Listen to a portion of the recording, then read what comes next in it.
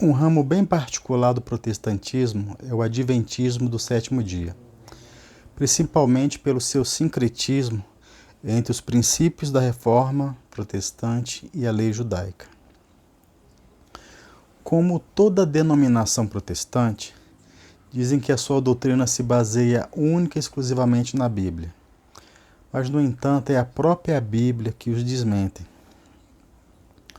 Como seria demasiado longo falar sobre todos os pontos em que a doutrina adventista se choca com a Sagrada Escritura e sobre os ensinamentos dela que são totalmente desprezados, nesse vídeo trataremos somente da doutrina paulina, isto é, o que São Paulo ensinou.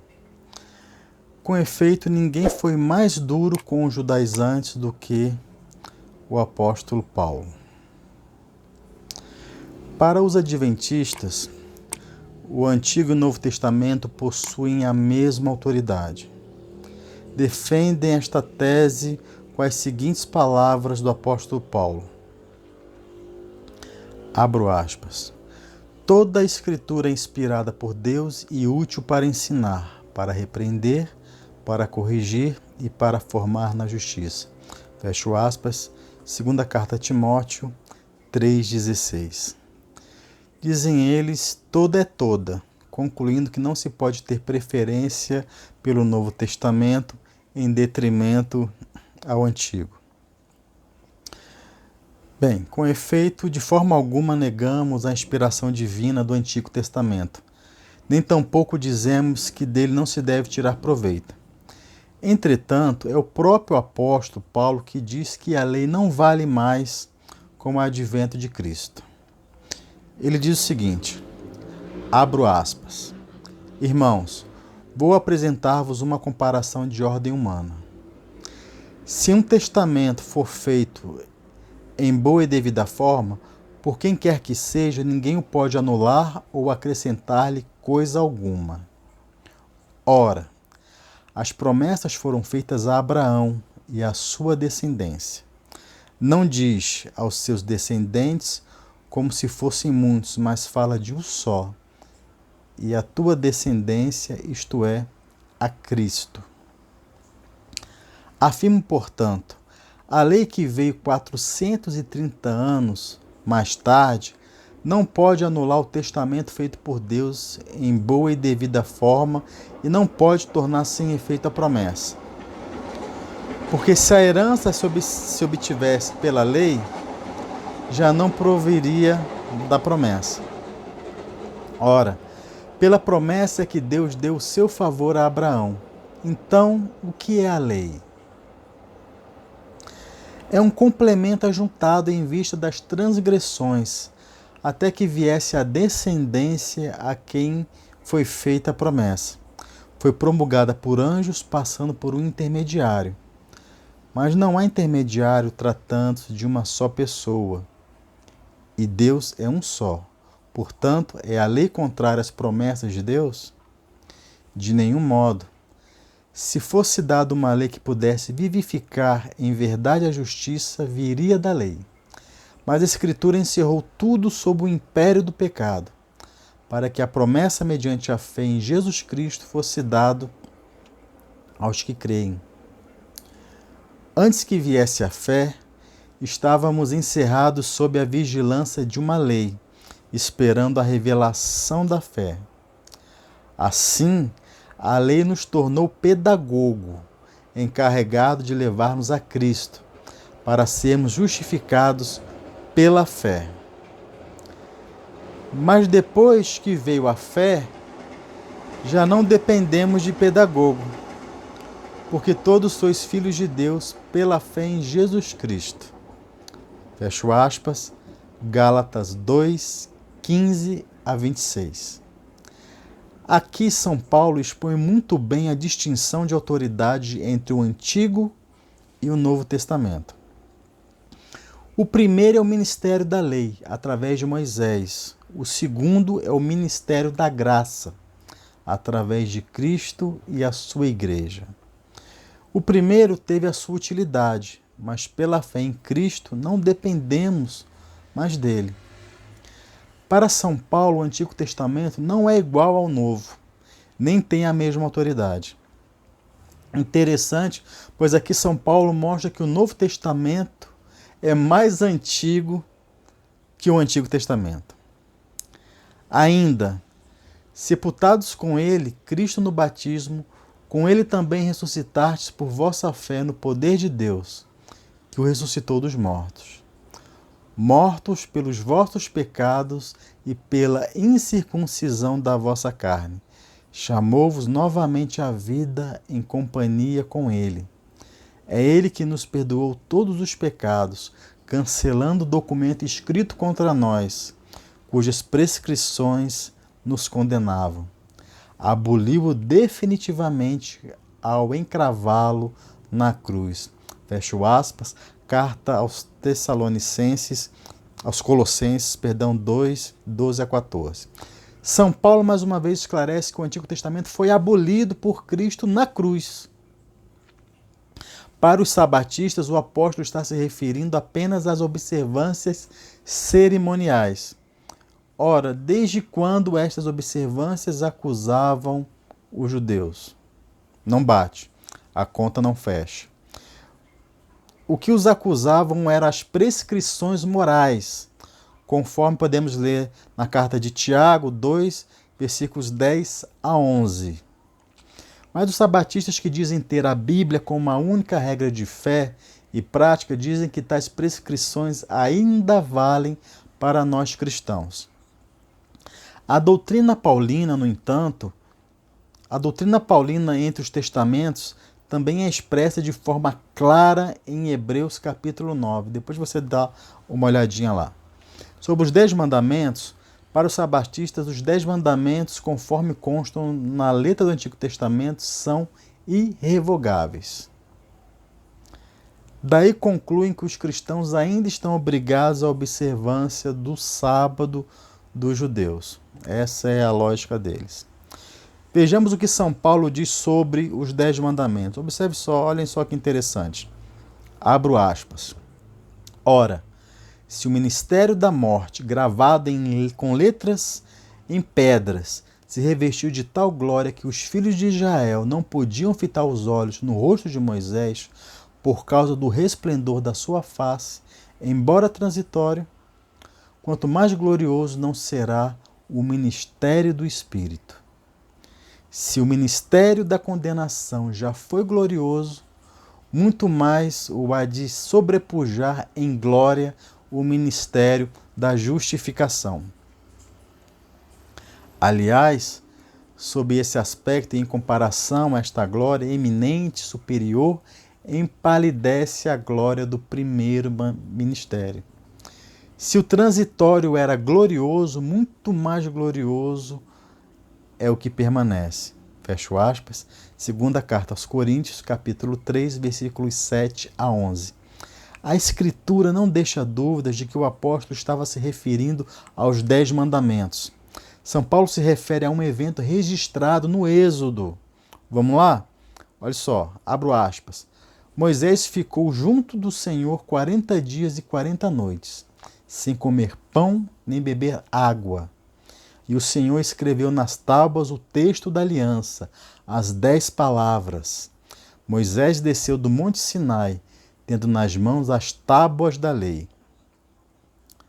Descendo do monte, Moisés não sabia que a pele do seu rosto se tornara brilhante durante a sua conversa com o Senhor. E tendo visto Arão e todos os israelitas, notaram que a pele do seu rosto se tornara brilhante e não ousaram aproximar-se dele. Fecho aspas, Êxodos 34, 28 a 30. Para São Paulo, o decálogo era transitório e tornou-se pálido com o advento de Cristo, com o novo ministério, o ministério da graça. Entretanto, para os sabatistas, ele é eterno e vivo. Vejam ainda 2 Coríntios 3, 2 a 3. Os adventistas creem que os cristãos devem guardar o sábado e que devem se abster da carne de porco. Porém, São Paulo escreveu o seguinte aos Colossenses, abro aspas, Ninguém, pois, vos critique por causa de comida ou bebida, ou espécies de festas, ou de luas novas, ou de sábados. Tudo isto não é mais que sombra do que devia vir. A realidade é Cristo. Fecho aspas. Colossenses 2, 16 a 17. Dizem os adventistas que o apóstolo Paulo estava se referindo aos sábados festivos e comemorativos. Os sábados comemorativos são as festas e as luas novas, conforme os números 10, 10, 1 Crônicas 23, 31. Se São Paulo estivesse referindo-se somente aos sábados comemorativos, não relacionaria o sétimo dia ao lado das festas e luas novas. São Paulo ensina aos colossenses que os cristãos não devem ser incomodados por causa de comida ou bebida. Entretanto, Ellen White, a profetisa do Adventismo, prescreveu uma série de restrições alimentares. No domingo acontecia a ceia do Senhor, reunião de adoração a Deus. Em 1 Coríntios 11, o apóstolo Paulo dá instruções sobre como os fiéis devem se comportar nas reuniões de culto e adoração a Deus.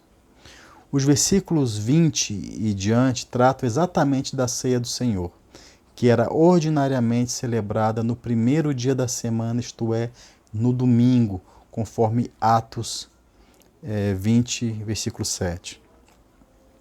Ainda em 1 Coríntios 16, 2, há instruções sobre coletas. Isto prova que a ceia do Senhor não era uma mera reunião de refeição, como ensina a senhora Ellen White. Prova também que o domingo, desde os tempos apostólicos, já era observado como dia de culto.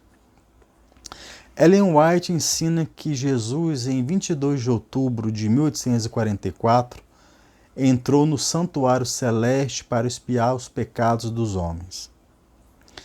Porém, na carta aos Hebreus, lemos o seguinte, abro aspas, Cristo, depois de ter realizado a purificação dos pecados, está sentado à direita da majestade no mais alto dos céus. Fecho aspas, Hebreus 1, 3.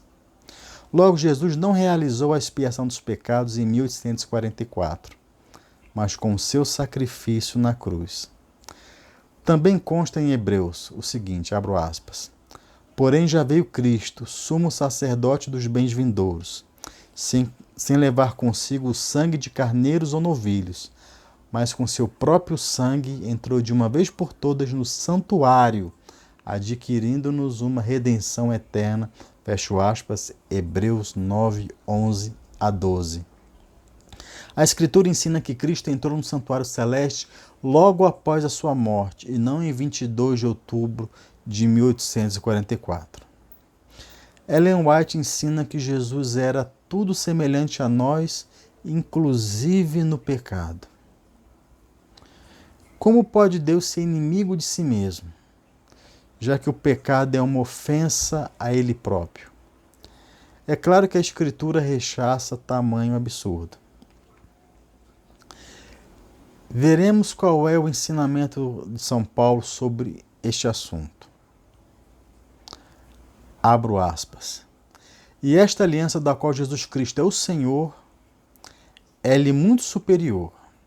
Além disso, os primeiros sacerdotes deviam suceder-se em grande número, porquanto a morte não permitia que permanecessem sempre. Este, porque vive para sempre, possui um sacerdócio eterno. É por isso que lhe é possível levar a termo a salvação daqueles que por ele vão a Deus, porque vive sempre para interceder em seu favor. Tal é com efeito o pontífice que nos convinha, santo, inocente, imaculado, separado dos pecadores e elevado além dos céus, que não tem necessidade, como os outros sumos sacerdotes, de oferecer todos os dias sacrifícios, primeiro pelos pecados próprios, depois pelos pecados do povo, pois isto fez de uma vez para sempre, oferecendo-se a si mesmo. Hebreus 7, 22 a 27. Ora, é a própria Escritura, na qual os adventistas dizem ser a sua regra única de fé, que afirma que Jesus não tinha necessidade de oferecer sacrifícios pelos seus próprios pecados supostos, pois eles eram inexistentes, pois era santo, inocente, imaculado e separado dos pecadores, como nós já acabamos de ouvir. É um absurdo que tamanha heresia seja ensinada como doutrina cristã autêntica. Ellen White ensina que a igreja remanescente, isto é, a igreja adventista, obterá a vitória final contra o demônio. Entretanto, lemos na carta de São Paulo aos Romanos o seguinte, abro aspas, a todos os que estão em Roma, queridos de Deus, chamados a serem santos, a vós a graça e a paz da parte de Deus, nosso Senhor Pai, e da parte de nosso Senhor Jesus Cristo. Primeiramente, dou graças a meu Deus, por meio de Jesus Cristo, por todos vós, porque em todo o mundo é preconizada a vossa fé. O Deus da paz em breve não tardará a esmagar Satanás debaixo dos vossos pés. A graça de nosso Senhor Jesus Cristo esteja convosco. Fecho aspas, Romanos 1, 7 a 8 e depois versículo 20. O apóstolo Paulo não só ensina, como também profetiza que a vitória será da igreja romana. Seria necessário escrever um livro para apresentar todas as contradições da doutrina adventista em relação à Sagrada Escritura. Tais contradições são gritantes e bradam aos céus. Aos seguidores da senhora Ellen White, valem ainda mais as palavras do apóstolo Paulo. Abro aspas.